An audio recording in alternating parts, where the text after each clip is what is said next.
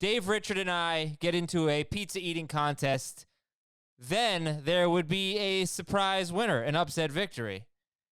If Heath Cummings and I compete in a 40-yard dash, there would be an upset victory.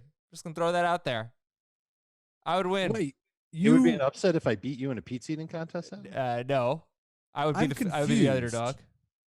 Yeah. You're like a decade younger than me and 30 pounds lighter than me, and you think that I would be favored in a 40-yard dash over you? You're like 6 inches taller than I am, and everybody would pick you to beat me. Everybody. Well, I would, but I just... Okay, yeah, no, I'm just talking a little smack here. If blank happens, then blank. That's today's show. If this guy gets injured, then this guy's going to be awesome. You know, we'll see. I don't really know what the guys have in store. I actually chose to ignore what you sent in. I want to be surprised when I hear what you come up with today's show. I want some spontaneity. We have Heath with an Azer stat. This is going to be fun. About the Lions. And we've got a lot of your fill in the blanks for if blank happens, then blank on Twitter and on Facebook. And Ben Schrager's back. Welcome back, man. How was your week off, sir? What's up? It was great. I missed all of you guys except Adam, but yeah, it was a great week off. You know, you haven't been here long enough to, I guess you have. It's been a year, right? Yeah, it's been long enough. All right, you can rib on me then. That's fine. You already drafted. You did your home league. Home league 16-teamer. It was interesting. How'd it go?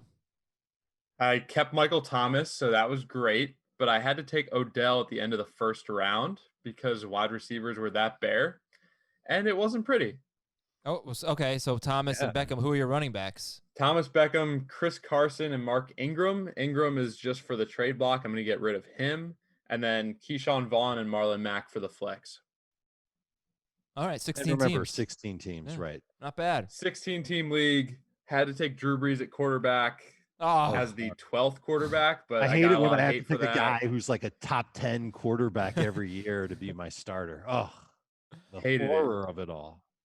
All right. But yeah, the real question is, I'm the commissioner. We got to decide, when is the date that you're not going to be willing to count the results as real? Is it the week of the playoffs, week 14? If the season only goes 8 weeks, do you refund the money? What do you guys think? I think if the season goes halfway, it counts. In what way? Like whoever has the most wins gets... Right. It's determined by however you do your playoff seedings. So if your playoff seedings are by points scored, whoever scores the most points when the season's called is your champion. Or if it's by win-loss record first and then points is the tiebreaker, then you do it that way. Jamie, what do you think? I had 3 basketball leagues, fantasy basketball leagues I played in. 2 of them I run. One of them is bonuses throughout the season. And so they made it to the start of the playoffs.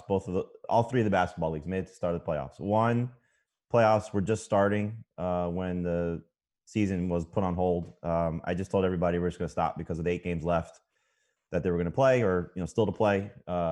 It just made sense just to give everybody their money back.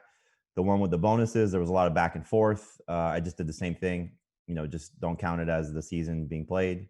The third one, I'm not the commissioner, and the commissioner decided since the teams had made it to the playoffs, just to pay the teams that made it to the playoffs and split the pot evenly with, tiering it based on first place down to 6th place. So I thought that was probably the most fair way to do it. The one that made the playoffs without the bonuses, it was such a small buy-in that I just told everybody, let's just keep your money and not really make it, a headache of having to try to figure it out. The bonuses one was just too crazy to try to figure out for the teams that weren't in the playoffs. Are they going to pay? It was too much of a hassle. Whatever you do, you need to be very, very clear at the beginning of the year. Come prepared for every scenario. I'm the commissioner of a baseball league, and I just set it up. I said if the season's canceled before the end of the sixth scoring period, no money will be paid. If it's canceled at or after the end of the 6th scoring period, but before the fantasy playoffs conclude, the top 4 teams will split the money evenly, and there's more and more. But have all of these scenarios in your mind so that there's no confusion, I guess. And there you go. I would even, just be very specific and lay it out so there's no confusion during this season. And maybe this is probably a good year to not have people pay until payouts are due. Like, like a Jamie league, I guess, typically. Right. Or in Jamie's case, a normal year. All right, guys. Heath, I graded your Azer stat last night. I gave it an A+. Go ahead. Hey, I appreciate that. No, I was just thinking, because we talk a lot. We've had the Kenny Golladay, Marvin Jones argument a lot, and I think it's mostly just it's framed in a bad way. Everyone agrees that Kenny Golladay is the number one. It's just I think they're very, very close. If you look at Matthew Stafford, Kenny Golladay, and Marvin Jones in the 28 games they've played together over the past 3 seasons, 16-game pace. Stafford's at 4,400 yards, 38 touchdowns, 11 interceptions. Probably the biggest takeaway from this whole thing is that when Stafford has played with both Golladay and Jones, he's been like a top 5 fantasy quarterback. Golladay, 58 catches, 981 yards, 8 touchdowns on 98 targets. Marvin Jones, 63, 969, and 10 on 100 targets. Right, but that is not the stat I gave an A+ to. You had to eliminate Kenny Galladay's rookie year, and then you get an A+. Now, to make it an even better Azer stat, you take away Kenny Galladay's rookie year because rookie production doesn't count. They've played 17 games together over the past 2 years. Marvin Jones has 3 more catches.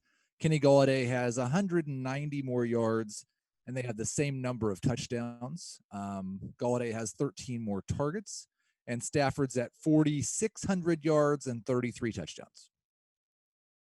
Damn, that's very good. Yeah, Stafford is a good takeaway there. That was eye-opening stuff. Yeah, if he's himself, he's going to be a great value late on draft day. And he's not the only one that we're going to talk about today as far as quarterbacks go. Here's my problem with Golladay versus Marvin Jones, because at the end of the year, their stats always look good. I feel like Golladay is more consistent, and Jones will have like 1 or 2 weeks where he's up against the Vikings and we think he's going to be terrible, and then he goes off for 4 touchdowns in those games. And outside of that, like if you're looking for 10 PPR points, I think he's fine. But if you're looking to get 15 plus like you would with Golladay, he's not going to get you there very often. Yeah, I just think like there probably shouldn't be 7 rounds separating them. I don't think there are 7 rounds separating them. Is that what the ADP says? I guess Golladay's Golladay's a round 3 pick. And Jones is probably like round 8. Yeah, so there might be 5 rounds might be too many. Jones is in PPR. I think Jones is a very good bench receiver where you're not going to be ticked off having to start him. You're going to probably pick the wrong weeks to play him. I think that's what Dave was alluding to about, Sure. setting him during the Vikings week. I think he's But even if it's the wrong week, at least it's 10 PPR points. If you expect 10 PPR points, which you can expect from 50 different receivers, like at least you've got that. It's a safe floor. Sure. For Marvin Jones. The concern would be he's 30 now, is last year a sign of a, maybe the start of a breakdown coming for him. My concern with Jones, it's small, but it's something to take into account, is if Hawkinson is better, does it take away from both of them or does it take away from one of them? And I think it'll take away from both of them a little bit if he's, a good sophomore tight end like we see from some of these top tier talents when they come into the NFL. Their second year is when they start to take off. He's still dealing with an injury, Hawkinson, but is he gonna take touchdowns away from both of these guys? And so after what Golladay showed us last year, leading the NFL in touchdown receptions, and Jones certainly is sort of, I think, touchdown dependent to a certain extent to help his fantasy value, like Golladay. But the value for Jones is just amazing. That's the thing I think you want to look at with him, is if you're getting him as your third receiver. I wish Ben Gretsch was on, because what he said a few weeks ago that he would never draft him because you would never start Marvin Jones. Like, that was a little crazy. Well, do you want to guess what Marvin Jones' start percentage was when he had 4 touchdowns? Probably very small because it was the Vikings, like they said. 25%. I swear to God, I was about to say 25%. 25%. Swear to God. I got asked this question over the weekend because I think it was the NFL's Twitter site tweeted out the Will Fuller game last year, and I just retweeted it and said stay healthy. Touchdowns, or the one where he caught touchdowns? I'm sorry? The one where he dropped all those touchdowns, or the one where he caught all those touchdowns? The one where he scored 54 fantasy points. Yeah, okay. And how many people started him that week? And I'm going to guess it's probably around the same thing. I think it was in the 40s, if I recall, but I will check that right now. And this is why the ultimate Azer stat is going to be started fantasy points, which I'm going to start compiling this year, assuming I can do it and it doesn't take that much work. But yeah, that I believe under 4 weeks. I believe I mean, it should be fairly easy if I can get someone to export the data for me, but you know, I can't do that. If someone does the work for him, he can get the job done. I can't. There's no way I can look at the start percentage of every player. That's just I can't do that. But I think Marvin Jones would probably rank pretty low on a list like that. That's what I'm going to try to find out. And I'll look up Will Fuller. Okay, give me a minute on that. Let's promote a few things here. Oh, poker night. Oh, great. Jeez. Boy, you know what I did? I need to redeem myself. I folded a straight flush last night. The best hand I've ever had, and I folded. It was bad. What are you talking about? Did you fold a straight flush, or did you get unlucky? I folded what ended up being a straight flush. I played last night on Faded Spade with some friends, and I got dealt 4-5 of diamonds. The flop came out. It was like a 10 and a 6 maybe, and then an ace of diamonds. So I have an outside chance of a flush, an outside chance of it couldn't have been a 6, but I had an outside chance. Whatever. Somebody raised. I was like, no, I'm out. Next 2 cards, 2 of diamonds, 3 of diamonds. I would have had a straight flush, and I folded. Oops. But tomorrow I get to redeem myself. Tuesday night, join us on Twitch, twitch.com/FFtoday. We'll be playing on Faded Spade Card Club, a new social poker platform offering free play and custom games. We're at twitch.com/FFtoday. We always have fun. It's a great time. Tuesday night, poker night. Relax with us. Ask us some fantasy questions and just hang out. And we're doing a live mock draft on Wednesday's episode. So we haven't done one of those in a while. We're going to draft while we podcast. You're going to hear that on Wednesday. That's going to be great. We need your help with podcastawards.com. Please check out the link in the episode description. You got 10 days left to nominate us. We need to get nominated there. We want to win the sports category or people's choice, but I think it's podcastawards/app/signup. Is that right, Shraggy? Yep. Okay. podcastawards.com/app/signup. You need the .com in there. But the link is in the episode description, and help us out. Some news and notes. So just some COVID stuff. Players with COVID, we thought that they might have to miss a minimum of 3 weeks. That is not the case if they test positive. I think it's still to be determined, but it's not a minimum of 3 weeks as of right now. Adam, I think it's going to be case by case basis. Yeah. Where if you test negative enough after 1 week for some reason, maybe you get some really good treatment, then you can go back and play. I believe the 3 weeks thing was the maximum. They have to be returned to the active roster within 3 weeks. Okay. Russell Gage expected to secure the number 3 receiver role for the Falcons. That's according to their team website. That's cool. Is he just like a 14-team and deeper kind of player, Russell Gage? Yep. I took him in the fishbowl with like around Dave. 19 pick. All right. Hey. Team Russell Gage. Yeah, all right. And Dallas defensive end DeMarcus Lawrence is considering not reporting to camp. He has a pregnant wife. We're going to see a lot of this. We're dealing with it in baseball. Didn't turn out to be so bad in baseball, but there are going to be some players that just don't play, and we have to deal with it. Makes sense to delay your draft as much as you can, I think. And we'll just keep monitoring, keep following the news. Here we go. I asked you for 2. If blank happens, then blank. Heath, give me your first. If Cam Newton plays 16 games, then he will be a top 5 fantasy quarterback. Reactions? I moved him up to 13th in my rankings. I think there's a lot of, when you get to these number 2 quarterbacks, you're looking for the guy that has the most upside, and I think he has the most upside. I don't know if he can still do it. I really don't. There's no question that I'm not worried about the Patriots trying to force him to do what Tom Brady did. I'm positive that they will come up with ways to use Cam Newton that are favorable for Cam Newton. He just hasn't done it since 2017. And that's not true. What do you mean? In 2018, week 15, when he got hurt, he was the number 6 quarterback in CBS fantasy leagues. But he wasn't top 5. 68% of his passes and had run for 488 yards already. He was a very great starting quarterback at that point. I think points per game, he was right there too, right? Yeah, I don't know. I just know he was number 6 when he got hurt. Well, you said top 5, Heath. So if you rank him 13th or higher than that in our drafts, you're going to get him ahead of me. I don't mind getting him with a late pick as the second quarterback, but he's not going to be my first choice for one of those number 2 quarterbacks. Yeah, I would draft him over Aaron Rodgers at this point. Ooh.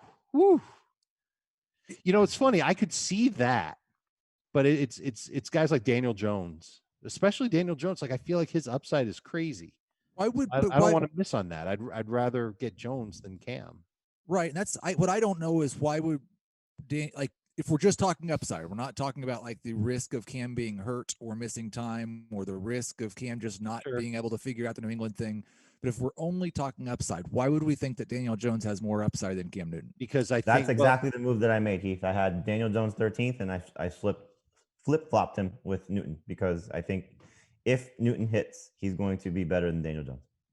If Daniel Jones hits. If they both hit, I'm still going to take Jones because I think he's younger. I think that he won't run for as many yards, but he'll throw for more yards than Cam. Better receiving core around him. I'm going with the youth here. I'm going to take Jones. All right. So Jamie, give me your first. If blank happens, then blank. It's funny because I was going back and forth between Cam and Tyrod Taylor on this, but if Taylor starts 13 or more games, he'll be a top 10 quarterback. Is that more of a bold prediction, or you believe that? No, I believe it. I think if he starts 13 or more games, he'll run for enough production. He'll throw for enough. It's the rushing. It's why Daniel Jones. It's why Cam Newton. It's why Taylor. It's why these guys that if you're going to take shots on number 2 quarterbacks, you're doing it for that, or you're doing it with somebody like Roethlisberger, who has a chance to throw for 4,500 yards or more and 30 touchdowns. Those are the guys that you look for. So I do think if Taylor is the starter for the majority of the season, if you took him in the fishbowl, if you took him in a super flex league, if you took him in a 2 quarterback league, you're going to be thrilled to have that type of player on your roster because of what they do. The added bonus. He's got 2 years on his resume of over 500 rushing yards already and over 4 touchdowns. So if he's going to get to that type of production with 3,000 passing yards and 20 plus touchdowns, with this offense, I think he'll be good. So again, he's behind these other guys that we've just talked about, Cam and Daniel Jones. And again, I'll throw in Roethlisberger. He should be behind Rodgers too. But if you were to say, right, if Anthony Lynn came out before training camp and said, we're sitting Justin Herbert barring an emergency to make sure he's ready for 2021, Taylor will be ahead of Aaron Rodgers for me in my rankings. Oh gosh, man. But he's never been top 10 on a per game basis. He's never had this much talent around him. I guess, but the other thing is we have a lot more running quarterbacks than we did in 2015. At least that's my perception. But not when you get to the number 2 guys, though. Like Minshew's there too. Right, but you're making him top 10. You're not even making him a number 2. Oh, I'm not gonna draft him top 10. Yeah. I think he'll finish top 10. Okay, I mean he was basically 13th in 2015 per game. Yeah, that's probably in the range I would have him. I'd have him in the same spots like I have where Minshew and Cam and Daniel Jones are. All right. Any follow-up guys to that? Tyrod Taylor? No, I think it's very possible that he starts more than 13 games if he stays healthy and the Chargers are rolling. Remember, everything about the Chargers has been improved this year except for quarterback, right? The defense has gotten better. The offensive line's been improved. We'll see about the run game. So if Tyrod comes in there and he's 70% of what Phillip Rivers was last year, whereas Phillip Rivers wasn't as great as he usually is last year, they're not going to bench him. They're not going to say, thanks for helping us win 9 games. We're going to move to the kid now. They're going to ride him until my sentence is over. They're going to ride him. Okay. Dave, start a new sentence. Give me your first. If blank happens, then blank. Let's keep up the quarterback theme. If Cooper Kupp, Robert Woods, and Tyler Higbee do what we think they're going to do, then we're all going to look silly having Jared Goff ranked so low. Mm-hmm. And I'm starting to think that Goff is going to be one of these amazing bargains on draft day where people just we're chasing after running quarterbacks and veteran quarterbacks who've been doing it for a long time for very good reason. But if Goff is surrounded by all this talent and if the run game really doesn't pick up, and do you really think that there's going to be a running back on the team that scores 14 touchdowns? I don't think so. I think Jared Goff might be one of those quarterbacks that we should be targeting late.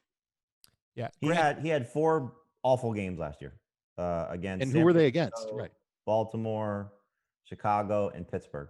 Mm-hmm. And in those 4 games, he combined for 12 fantasy points. So 4 games, he averaged 3 points per game. If you throw out those 4 games, he was around 23 points per game for the season. And there's an Azer stat for you. So you throw out the 4 worst games that he had 23 points for the season. The second time he faced San Francisco, he scored 23 fantasy points. So I would say what Dave says is 100% accurate. there's like two schools of thought, and in our fantasy football magazine that comes out in August, Ben Gretsch wrote about this, and he's talked about this a lot, and I think it's 100% accurate. Is the two things you look for when you're taking a number 2 quarterback is high volume passing or rushing, and so Roethlisberger and Goff for me are the two guys that are going to throw a lot. If you want to put Stafford in that category, if he's going to go past the number 1 guys, then throw him in there too. Otherwise, you're looking for rushing. So yeah, Goff is going to have a great season if he's just better than what he showed last year. And Dave wasn't on the show last week when Ben had his trivia question, I think it was, or you did, Adam, about the only, or who allowed the fewest sacks, right? Me, yeah. And that was the Rams. Mm-hmm. So shocking, considering how bad the offensive line was last year, that Goff wasn't sacked as much. But speaking of COVID, Whitworth had it already. Thankfully he's okay. His entire family had it, and their left tackle. Center did too. I'm sorry? Their center, Brian Allen. Okay, so there you go. Two members, and we don't know the full scope of if it's going to come back or not. But as I think we understand now, it may not. So that could be good. That you mean they're getting it again? Not that the virus will come. Not like we're going to have a second wave. You mean like, can players get it again? Is what you're saying? If players can get it again, they've been told that they can, according to a report. Right. But we've heard the experts say you should have some immunity to it. So I get what you're saying. Yes. But I guess what I'm getting at is hopefully the offensive line's healthy. Yes. And if this is the same group, they did a good job in terms of pass protection. So Goff with his weapons could be really good. It's a good call. Go ahead. I struggle with Goff and the Rams and the number of pass attempts just because, and we've talked about this in regards to Tyler Higbee and target share, the way that Sean McVay changes his offense from a year-to-year or week-to-week basis. They threw 518 passes in 2017. They threw 631 last year. What's the big difference? Pretty close to league average. What's the big difference, though? They had a great running back in 2007. They had the best running back in football. He had a much bigger workload, didn't he? I mean, he had like 220-ish carries or something last year. I mean, he had a much bigger workload because, they ran the ball, or they threw the ball a lot more last year. And their offensive line was awesome then. But they were also really good in 2017. And here's where they've been in scoring defense in the last the Super Bowl in 2018. 2018, yeah. But here's where they've been in scoring defense the last 3 years: 12th, 20th, and 17th. So they haven't really had a great scoring defense, which might influence how many times they throw the ball. But yeah, they threw the ball a ton last year, and he had a 3.4% touchdown rate or something like that. And if he had his normal touchdown rate of 5.7%, he would have thrown 35.6 touchdown passes, been the number 4 quarterback, basically tied with Deshaun Watson in 6-point per passing touchdown leagues. It's Jared Goff. There are so many quarterbacks you should wait on. We've already talked about like 5. Let's do round 2. You ready? Yep. If blank happens, then blank. Heath, you're up. If Adam Gase gets fired before week 5, Le'Veon Bell will be a top 12 running back. We laugh at people getting fired. I don't want him to get fired. I'm not, but he's like, his contract's guaranteed. He's made lots and lots of money. I'm not hoping he gets fired, but they start off at Buffalo, 49ers at home, at the Colts. They're 0-3. They have Denver coming week 4. They get beat by the Broncos at home and start 0-4, and it might be the end of the Adam Gase tenure. I mean, it's going to happen at the end of the year anyway. So I do think if they don't give the ball to Frank Gore 12 times a game and Le'Veon Bell gets a heavy workload, then he's going to regress in the efficiency and he's going to have a much better season. So who takes over as the interim coach if he gets fired? Got to be Greg Williams if they make that call. Right. So now it's going to be Dowell Loggins calling the plays for the Jets. It's the same playbook and basically the same philosophies as Adam Gase would have. But I think Heath's point would be is that Gase will screw with Le'Veon Bell, maybe, whereas the other coaches won't. You know what might help if Gase gets fired? Trading Le'Veon Bell before the deadline. If he does get fired, that would be wonderful. Well, either way, if they suck, I was going to say, but more likely if he doesn't get fired that they trade right. him. But if they suck, it's more likely that Gase gets fired. I think it's going to take a lot for a coach to get fired early in the season under the current circumstances that we're dealing with. Yeah, that makes sense. Right. It's a good point. Yeah. But this is the Jets. I mean, they hired him, and it's, 1 year in. They had a little mini revolt in the offseason, right? Well, just Jamal Adams, right? Yeah. It's not Trade Bell and Adams. not so great midseason over for a there. first. Jets land. All right, Le'Veon Bell. Would you say top what? If Gase 12. gets top 12. Okay. Jamie, round 2. If Blake Jarwin gets 85 plus targets, he will be a top 12 tight end. How many did Witten get last year? 83. Yeah, so it's not out of the question. And It's 190 targets available with Randall Cobb, Jason Witten, and Tavon Austin gone. And so CeeDee Lamb steps in. You expect him to get maybe close to 100 of that.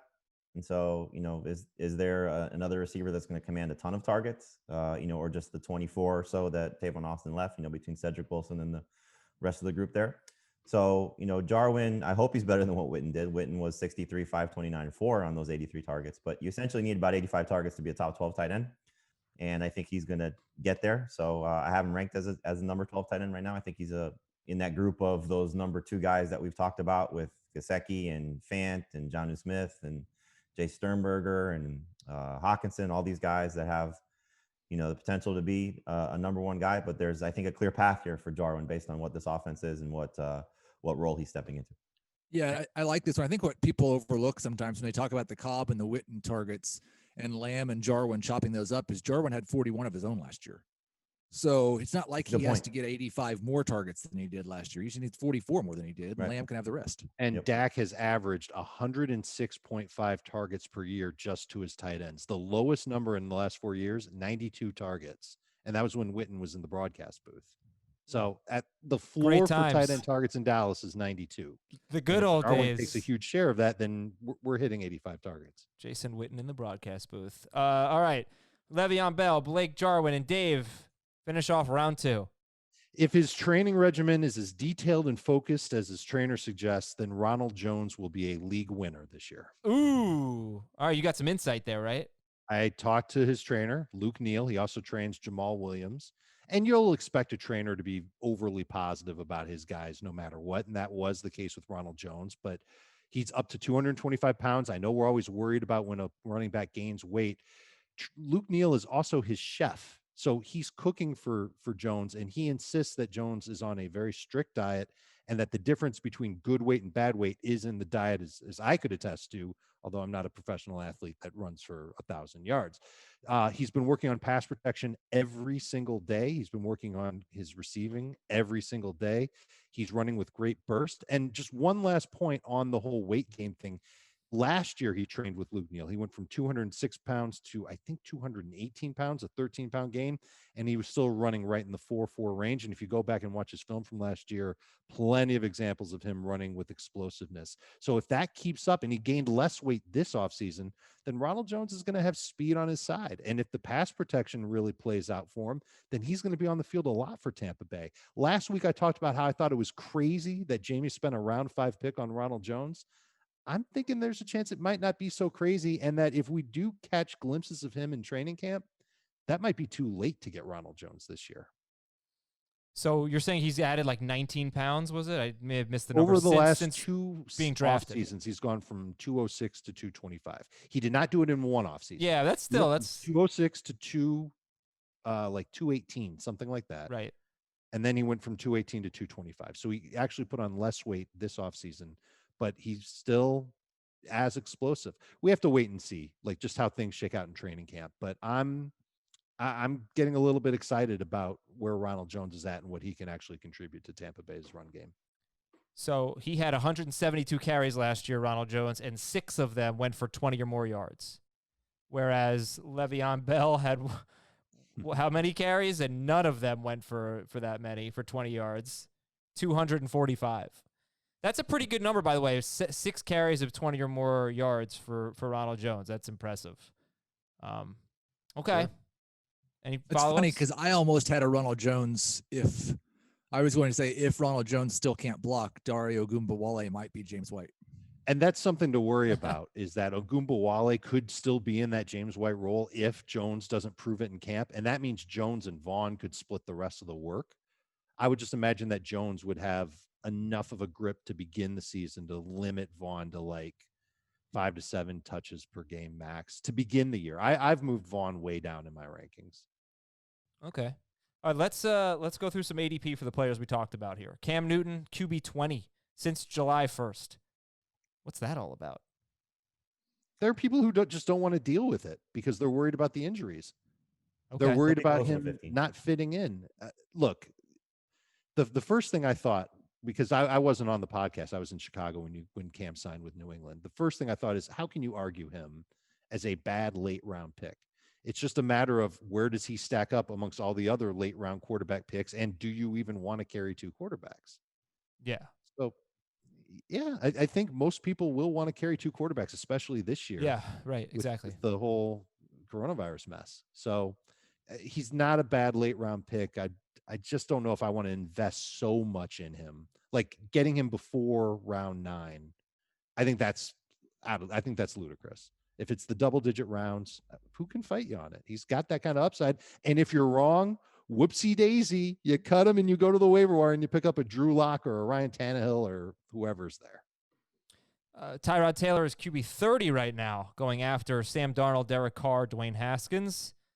And Jared Goff is QB 17. It goes Roethlisberger, Goff, Burrow, Tannehill, Cam. And then let's see the other players we talked about. Le'Veon Bell, third-round pick, the end of the third round, 36th overall, in between James Conner and David Johnson. It would be the next running back off the board. How about that? James Conner, Le'Veon Bell, like David running Johnson. back 24 or something. I'm not 100% positive because I don't have it with just running backs, but I can. Connor's going to move up. Le'Veon Bell is running back 20. I like it. Ronald Jones is RB 32. Damian Williams, J.K. Dobbins, Ronald Jones, James White. I had a decision I think I talked about this in the fishbowl of Damian Williams and Ronald Jones. I took Jones because I think there's more upside for him to be the lead guy in Tampa, as we talked about, than Damian holding on to the job for the full season. But it's something that I struggled with, and hopefully I don't regret. And how about this run of tight ends here? 15 through 19. TJ Hawkinson, Noah Fant, Jonnu Smith, Jack Doyle, Blake Jarwin. Hawkinson, Fant, Jonnu Smith, Jack Doyle, Blake Jarwin. Who's your favorite there? Jarwin. Jonnu.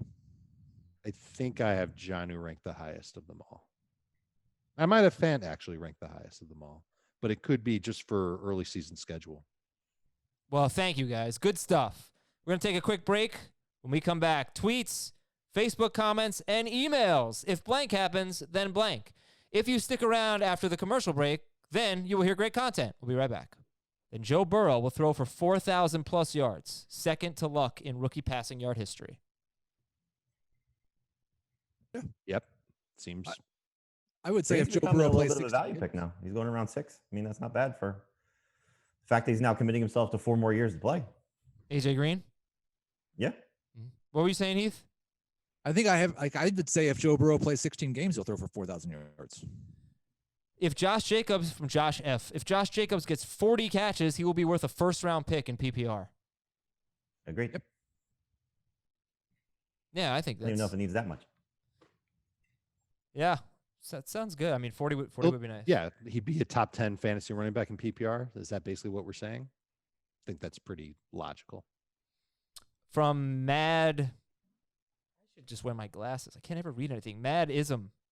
If I play fantasy, I'll have a winning record and still miss the playoffs.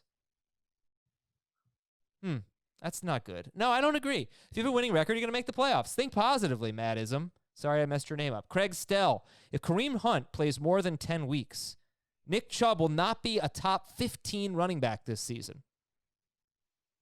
Wrong. Yeah. PPR? I don't care what the format is. I don't think that's right. Just if Kareem Hunt plays. Yeah. Because what if he just gets the same light workload he had last year?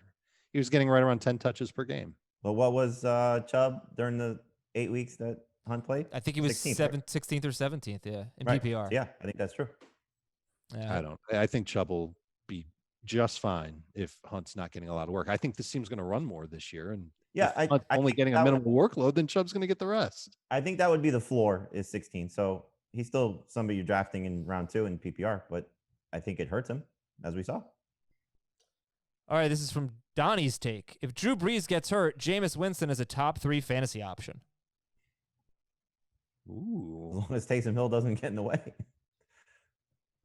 I think I mean, first of all, it makes Michael Thomas even safer and having one of the best backups. But, and I would say Jared Cook, whatever. But is it worth, if you draft Drew Brees, like, is it worth just taking Jameis Winston with your last pick?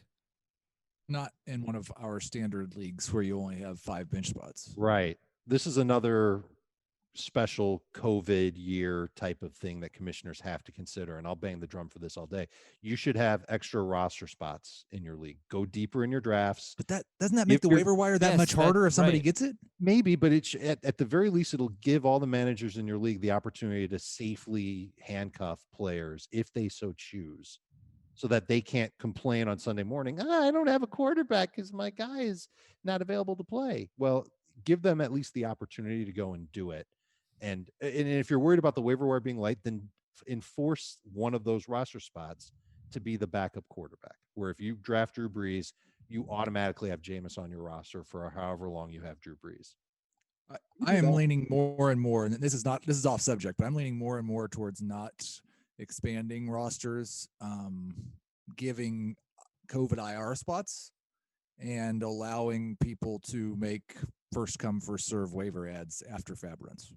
I think that's a smart way to do it. I'll just go back to something I said about the quarterback position. I think it's easy to just say, if the starter goes out unexpectedly, Sunday morning, Saturday night, whatever the case may be, they test positive, you can use the TQB for that week. The only thing is, does that mean that someone can't roster Tua or Herbert? No. If they're available. Like if you have 2 quarterbacks on your roster, you're fine. But like if I don't want to force somebody that has to in 5 bench spots. If they don't want to carry 2 quarterbacks, don't carry 2 quarterbacks. That's why you give more bench spots so that they can carry more. Well, I mean, again, in our free leagues, you can't do that. Okay. From Grant Hansel, if Andre Dillard, that's the offensive tackle for the Eagles, lives up to his potential, Carson Wentz could be the NFL MVP and a top 3 fantasy quarterback. I put this one in there because we've had this idea in our mind for a few years. The Eagles have a great offensive line. Well, now they have a new left tackle, and their old left tackle is going to play left or right guard on a Brandon Brooks right guard. So, and he's like a really old player. They might not have such a great offensive line. So I think that this is an important one to look at here. If Andre Dillard lives up to his potential, Carson Wentz could be the NFL MVP and a top 3 fantasy quarterback. That's what he was in 2017. He was a top 3 quarterback on a per game basis, and he was an MVP candidate before he tore his ACL. Yeah. But do they need Andre Dillard to live up to his potential? I mean, it certainly would help. It would help if Jason Peters can be a suitable right guard. It would help if the receiving core is healthy, the tight ends continue to produce, and the running backs are great out of the backfield. I mean, it's all going to have to come together at a very high level. But I don't know what the odds are for him to win MVP, but it's probably not a bad bet, given what the upside if it hits. But I don't think anybody's gonna vote for him over Mahomes or Lamar Jackson or the guys that are there. But from a fantasy perspective, I mean, he's got top 10 upside, if not higher, if everything comes together. What he was able to accomplish last year was pretty remarkable. With his receiving core just completely falling apart, and he was still a serviceable fantasy quarterback down the stretch. His upside was capped, but that's the hope, is that Rager's good, Jackson's back, Jeffrey may be back in some capacity, and it all comes together for him. So he's a very good fantasy value for sure. Okay, similar line of thinking here from Brad Stokely. If the Browns' offensive line plays well, Baker Mayfield is an MVP candidate, and the Browns win at least one playoff game. They're not going to throw enough for that. Yeah, that's my biggest concern. I think he'll be very efficient, but I don't see him putting up monster numbers. You guys are taking all of your assumptions from what Kevin Stefanski did with the Vikings under a mandate to run the ball more from a coach who loves to run the ball more. Well, they traded for a fullback as soon as he took the job. And then what would you do? What would you do, Adam, if you had Nick Chubb and Kareem Hunt? What would you do if you had Odell Beckham and Jarvis Landry and the former #1 overall pick at quarterback? Well, you had all that last year, and did you make the playoffs? No. Okay, they ran the ball a lot last year. I mean, Adam, I see your point, but it's not like Adam Thielen and Stephon Diggs are bad receivers. And, Irv Smith and Kyle Rudolph are bad. It worked for the Vikings. They had the 7th best scoring defense in football. I think the Browns were 19th or 20th. I do think the Browns' defense is sneaky. It could be a lot better this year, but I don't know that they're going to be a top 7 defense. It's not identical, but I think the formula and, you know, the NFL copycat league, you know, however you want to frame it, there aren't very many Mahomes, but there are a lot of teams that can run the ball. And, you know, Baltimore, how they did it was different, but San Francisco was the best rushing team last year aside from that. And teams like to copy that. Green Bay was very successful running the ball last year. So to Dave's point, you have 2 great running backs. They invest in their offensive line with 2 pretty big pieces with Wirfs and Conklin. And so, you know, now you have, you know, better protection up front. I think Baker's going to have a big bounce back season because he was very accurate in college, and this offense is going to have a lot of quick throws in it. So his completion percentage should come up. If he's going to be an MVP candidate, he's got to be 40 plus touchdowns. I don't know if that's realistic in this offense. And so that's the problem because he's not throwing for 5,000 yards. He's not throwing for 4,500 plus. No, I don't think he's 4,040, maybe, but that's a huge leap. No, so, I wasn't arguing. He's not going to win MVP. I'm just saying like this. I'm just not sure that they're going to be quite as run heavy as. Oh, they're not. But like they threw 466 passes last year. League median was 575. Like I've got Minnesota did or Cleveland? Minnesota. Right. Yeah. And Cleveland even was pretty slow and more run heavy than you would anticipate for a team that was that bad. I've got him at 530 pass attempts. That's not enough to win MVP unless you're just Patrick Mahomes. Unless your receivers catch like double-digit touchdowns, then they might be in the MVP conversation. All right, a couple more here on Twitter from Chad. If Josh Allen's accuracy improves, then the Bills will be Super Bowl champs. He said if Josh Allen's accuracy improves. Hey, it improved last year. It went up like 5 percentage points. And Cam Newton had a year with Norv Turner, 2017. He had his best accurate. I think you know it was why? His most because he year. was dinking and dunking a lot more. He was. And maybe that's what Josh Allen needs to do. Maybe they just need to say, "Hey, dude, stop chucking it long," and then his accuracy would absolutely improve if he's just throwing it inside of 15 yards all the time. They could win the Super Bowl if Josh Allen becomes a great player. Defense is great. Patrick Mahomes? No, he doesn't have to be Patrick Mahomes to win the Super Bowl. I mean, Mahomes got hurt last year. He got hurt and missed more than just 3 games, you know, so it could happen. I mean, I think if Buffalo wins the division, we've seen the Patriots path to the playoffs. It's, you know, win, get a bye, and you know, you got to win 1 game. Yeah, I think if Patrick Mahomes and Lamar Jackson get hurt and Cam Newton's not himself, then the Bills have a good chance of going to the Super Bowl. And according to Sports Info Solutions, on passes inside of 15 air yards, Josh Allen was on target, not completed, on target on 77% of them. That was 29th best among quarterbacks with at least 150 such attempts. The Bills have got to be feeling like this is their best team since Jim Kelly. Yes. Okay, like they are good. They are legitimately really good. They could go to the Super Bowl. Okay, last tweet. They ride or die with Josh Allen. From Steve. If you only include games played on the 3rd Sunday of November in the rain in cities west of Chicago on primetime and don't include the second quarter, then #AzerStats. Thank you, Steve. That is a good one. All right, let's go to Facebook. Thomas Boyd. If Will Fuller plays 16 games, then he will be a top 15 wide receiver. I'm nodding. Yes. Yeah. Yeah. That wasn't enthusiastic, Heath. No, I'm not as enthusiastic. Boy, are you enthusiastic. All right, it's from Seth Detior. If Ben Roethlisberger stays healthy, then Juju is a top 7 wide receiver. True. Yes. Come on, Dave. Nope. Can't say it. I think Juju If you Smith-Schuster, amend it to top 12, I'll go with it. I think he's my favorite player in fantasy this year. Like value. I mean, if he's love still him. going around 4, that's ridiculous. Yeah. He's my Carlos Correa. I don't know. In non-PPR, I don't know if that's necessarily. That's ludicrous. I don't. In non-PPR, Ludicrous. PPR, it's ludicrous. PPR, it's ludicrous. All right, non-PPR, I don't think it is. Since July 1st, hold on. I'll get his ADP up. Let's see. Oh, also, I meant to look up the Will Fuller stat. I always do this. I'll say, I'll get to it, and I never do. All right, this is from Charlie Herman. If one of Justin Jackson or Joshua Kelly emerges as the undisputed number 2 behind Eckler, And that guy is a solid flex and a top 30 running back. True. Josh Kelly, yes, all day. Yeah, I'm thinking it's Kelly. Juju is currently around 4 pick, but he's only wide receiver 14, so that probably means he's around 3 pick in a lot of drafts. Wide receiver 14 for Juju. Right, from Chris Strawdy. If Leonard Fournette plays 16 games, he'll be a top 7 running back. Which team is he on? Probably true. No, I don't think that's true. Because if he stays in Jacksonville and plays 16 games, I don't think there's any way he comes near. Sell. Okay.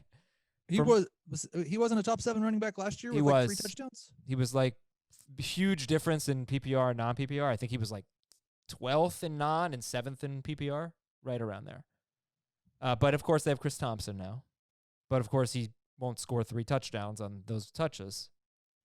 So Heath's thinking yes, and the others are thinking no. He was 13th in non, 7th in PPR. From Robert Joseph. If Justin Herbert starts, then Keenan Allen is back to being a wide receiver 1.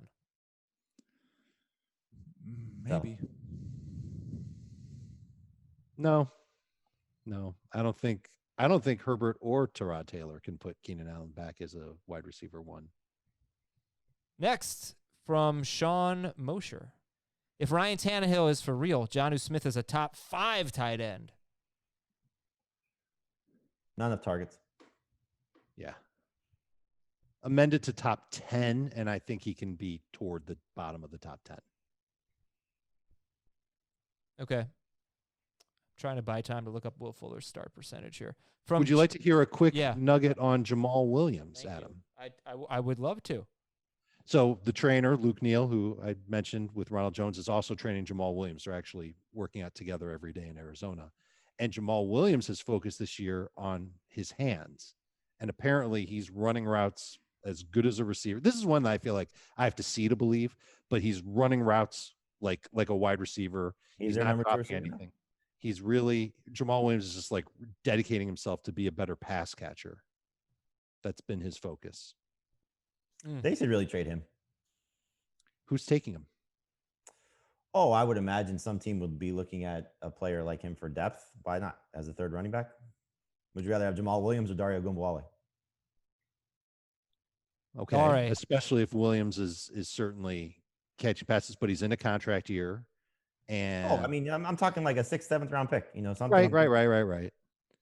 Yeah, maybe he could be in the mix. Wouldn't Royce Freeman also be in that mix? Couldn't Leonard Fournette? Royce Freeman absolutely should be in that mix for sure. Yeah, and Fournette too. Not that people might take Freeman or Williams over Fournette is not Fournette because of the price. Fournette is not in that mix. You don't think so? I think teams. No, Fournette's a feature guy. These guys are backups.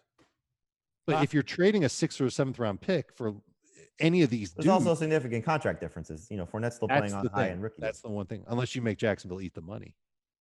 Okay, so I want to take a trip back to memory lane. October 6th, 2019, I believe. Yes. Will Fuller was started in 41% of leagues when he had 14 catches, 217 yards, and 3 touchdowns. Also on that day, Aaron Jones had 19 carries, 107 yards, and 4 rushing touchdowns, plus 7 catches for 75 yards at Dallas.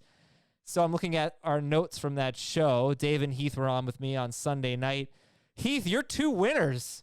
Boy, Aaron Jones and Will Fuller were your winners. How did you come up with that? Should I have chosen players that were worse? Dave chose DJ Chark and Kyler Murray. It would have been great if you guys had that before the game. Yeah, that would have been great. How many people started Will Fuller the week after, Adam? Let's see. Let's check our notes from October 13th. I will say somebody actually tweeted me that when I said just stay healthy, Will Fuller. Somebody said I started Will Fuller that week, but I got beat because of Aaron Jones.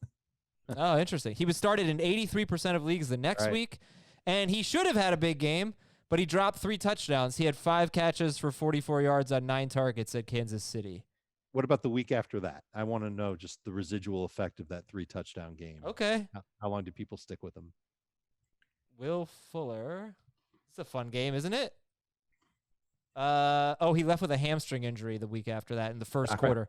He was started in 78% of leagues. Okay. So as soon as you have one of these huge games, people just flock to you, Mm-hmm. hoping that it's going to happen every single week. Kind of some evidence that it doesn't. How could you take someone out of your lineup when he just had a 4-touchdown game? You just can't do it. Well, I think it's even more impressive that he was in 40% of lineups. Yes. Considering how awful he had been for the entire year so far. That was against Atlanta, right? Yeah. That might have been terrible. why. Mm-hmm. It was a good upside He just play. put up 3 catches for 23 yards against the Panthers. That was the week before? I don't think the Panthers were so bad against wide receivers. Adam? You want that? Okay. Yeah. All right, hold on. Let the me week read before his big game. Let me read the last. Let me read the last one here. 2 more from John Griffin. If Chase Edmonds stays healthy, he'll take the job from Kenyon Drake. Oh, doubtful. I doubt it too, but I think is Drake hurt? Doesn't really say. Right. I do think Edmonds could take some passing work, like he was used more as a receiver and a slot receiver than Drake was. He could take some of the passing work from Drake. That could be interesting, but that's not how they operated last year. There was only one game where the backup running backs combined for more than 6 touches in Arizona. But I do think that Edmonds, I'm not convinced that Edmonds isn't the better talent than Kenyon Drake. I'm just not sure if he's going to get an opportunity so long as Drake is healthy. But I love the idea. If you're going to draft Drake in round 1, round 2, get Chase Edmonds, put him on your bench. And Heath will tell you get Chase Edmonds even if you don't have Drake. All right, Will Fuller in week 4 against Carolina. He was coming off of 5 catches for 51 yards the week before. He was started in 22% of leagues. Right. And he had a bad game. People adjusted to the matchup. But yeah, right. So then he gets the Falcons, 39 fantasy points in non-PPR, 53 in PPR. He started in 41% of leagues. The next week he started in 80% of leagues, something like that. He has 5 catches for 44 yards. The next week he started in 78% of leagues, and he leaves with a hamstring injury in the first quarter, and he misses the next 3 games. Yep, that's a microcosm of Will Fuller right there. I don't necessarily agree. I do think he was a little more consistent in 2018. And I think he dropped those touchdowns against the Chiefs. People would have been rewarded if he had just caught those touchdowns. Yeah, if he's healthy, he's in a contract year. The opportunity is there to be the number 1 guy. I mean, he's going to be a great value. Yeah, this is 2018. He had 15 or more PPR points in 3 of 7 games, 10 or more non in 4 of 7 games. That's his.